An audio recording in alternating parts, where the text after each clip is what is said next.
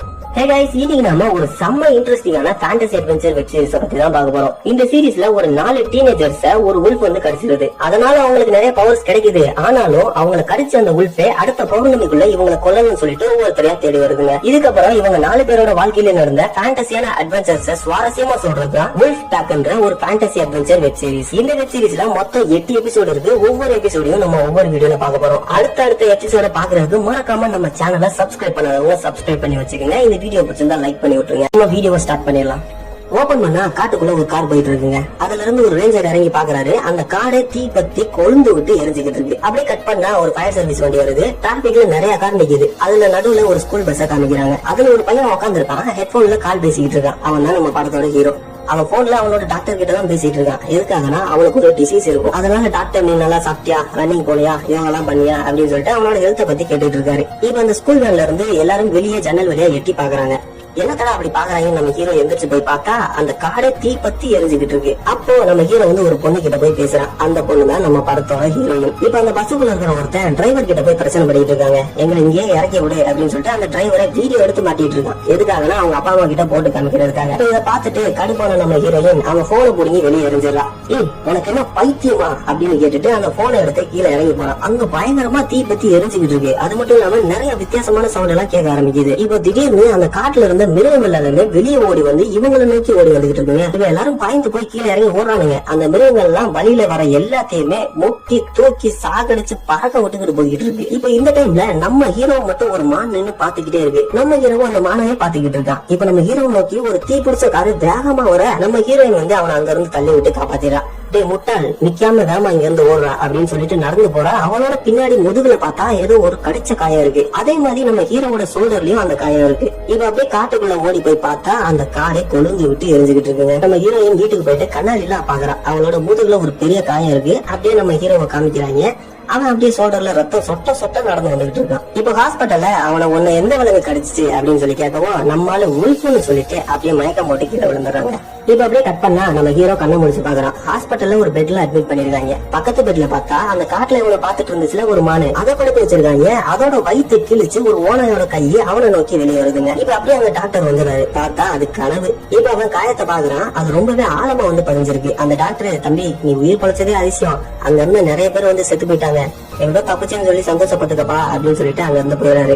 இப்ப அவனுக்கு ஒரு போன் வருது. அந்த போனை எடுத்து பேசுறான். அதுல யாரும் உன்னோட எல்லா பொருளையும் எடுத்துட்டு அங்க இருந்து உடனே கிளம்பு, அது உன்னை தேடி வந்துகிட்டு இருக்கு அப்படின்னு சொல்ல நம்மளுக்கு கொஞ்சம் குழப்பம். நீ யாரு முதல்ல அப்படின்னு சொல்லிட்டு கேக்குறான். இப்பவே ஹாஸ்பிட்டலை விட்டு வெளியே வா, நீ அதால கடிக்கப்பட்டிருக்க, அடுத்த பௌர்ணமிக்குள்ள உன்னை பிடிக்க அது தேடி வந்துகிட்டே இருக்கும் அப்படின்னு சொல்றான். இப்ப நம்ம ஹீரோ எதுக்காக அது என்ன தேடி வரணும் அப்படின்னு சொல்லி கேட்க, உன்னை கொல்றதுக்காக தான் அப்படின்னு சொல்லிட்டு அவனை போன வச்சிடறான்.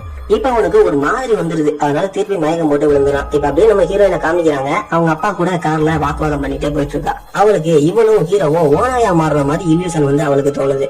இப்ப நம்ம ஹீரோ அவன் காயத்தை பாக்குறான். ஆனா அது அப்படியே தானா மறைஞ்சு போக ஆரம்பிக்குது. அவனுக்கு என்னன்னே புரியல. இப்ப அவங்க அப்பா அம்மா கிட்ட நான் ஒரு பொண்ணை பார்த்தேன், அவளை நம்ம கண்டுபிடிக்கணும், இது ரொம்ப முக்கியமான விஷயம் அப்படின்னு வந்து சொல்றான்.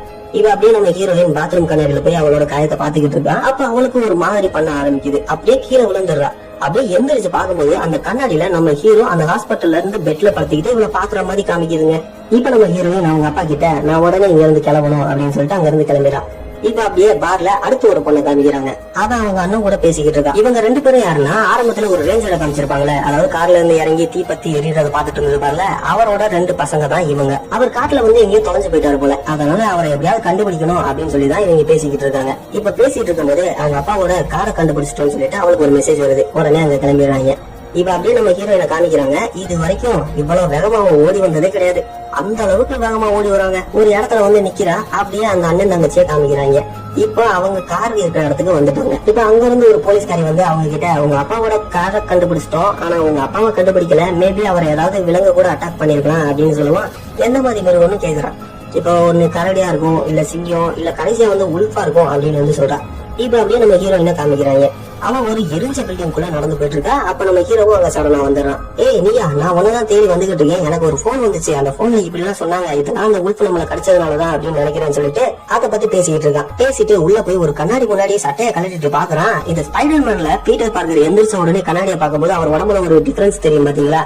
அதே மாதிரிதான் இவனோட உடம்புலயும் டிஃபரன்ஸ் தெரியுது. இப்படியே அவங்க கண்ணாடியில பாத்துட்டு பேசிட்டு இருக்கும் போது பாத்தீங்கன்னா அவங்க ஒரு பெரிய வரவேற்பு திடீர்னு வந்து இவங்களை அட்டாக் பண்ண ஆரம்பிக்குது. அப்போ திடீர்னு ஒரு குட்டி உல்ஃப் வந்துட்டு அவங்க பேர் வைப்ப அட்டாக் பண்ண ஆரம்பிக்குது. இதுதான்டா சாக்கு அப்படின்னு சொல்லிட்டு அவங்க 2 பேரும் அங்க இருந்து தப்பிச்சு ஓட ஆரம்பிக்கிறாங்க.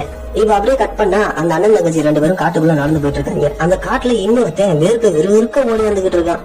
அவன் பையில இருந்து ஏதோ ஒரு ரெக்கார்டர் எடுத்துட்டு ஏதோ பேசி ரெக்கார்ட் பண்றான். அப்படியே அங்க இருந்து அவனுக்கு கிளம்பிடுறான். இப்ப அப்படியே நம்ம ஹீரோ காமிக்கிறாங்க. அவனுக்கு ஒரு போன் வருது. அந்த போன் வந்துட்டு போலீஸ் ஸ்டேஷன்ல இருந்து வந்திருக்கு. எங்களுக்கு உன்னோட உதவி தேவை. இங்க நிறைய பேரோட உயிர் போயிருக்கு. அந்த கொலைக்கெல்லாம் காரணமானவங்க டீனேஜர்ஸ் தான். அது மட்டும் இல்லாம அவங்க உங்க கூட உங்களோட ஸ்கூல் பஸ்ல தான் இருந்திருக்காங்க அப்படின்னு வந்து சொல்றா.